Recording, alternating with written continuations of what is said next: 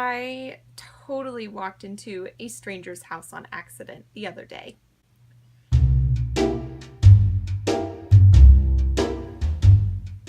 Okay, it's story time now. I had the most awkward, embarrassing moment of my entire life so far, I think, just a couple weeks ago. A little backstory on this.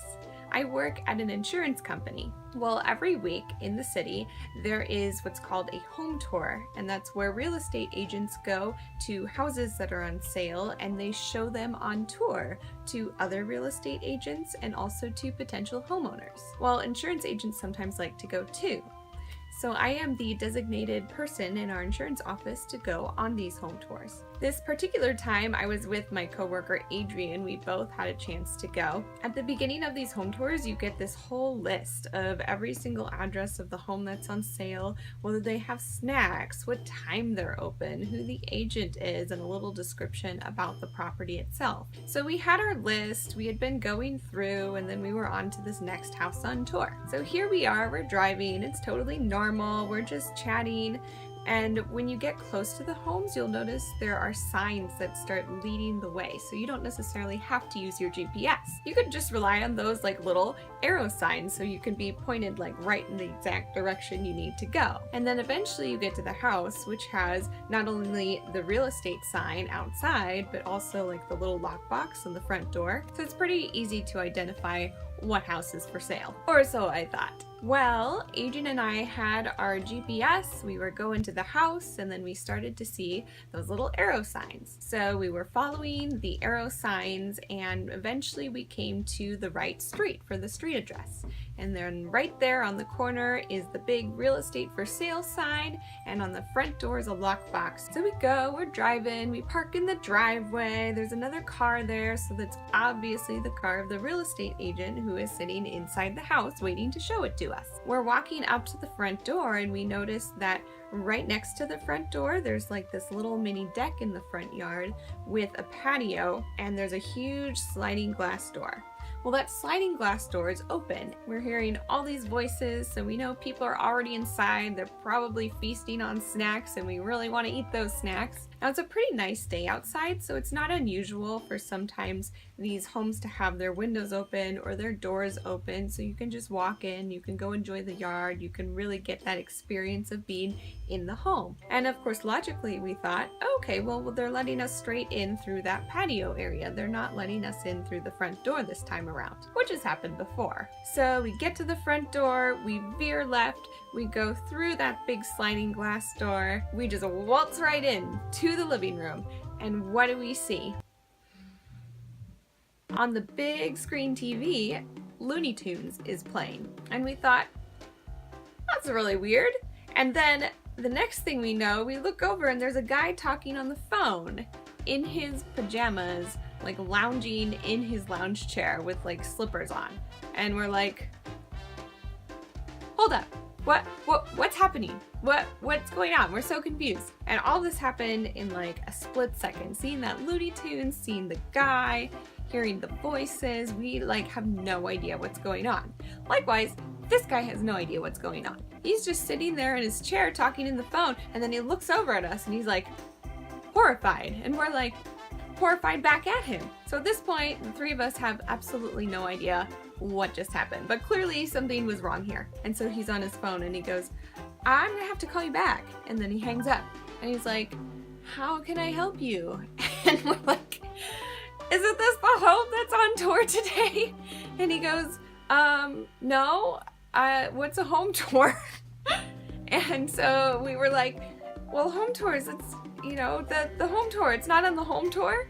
And he goes, no, I mean, my real estate agent is showing it tonight to someone, but I didn't know anyone was coming by today. And so Adrian and I are like, but it was on the sheet. It was on the sheet right in front of us. We can go look. We can see the address is right there. And so we apologized profusely. And then I got the idea, hold up, I think I might know what happened. So I say, is your neighbor's house by any chance for sale?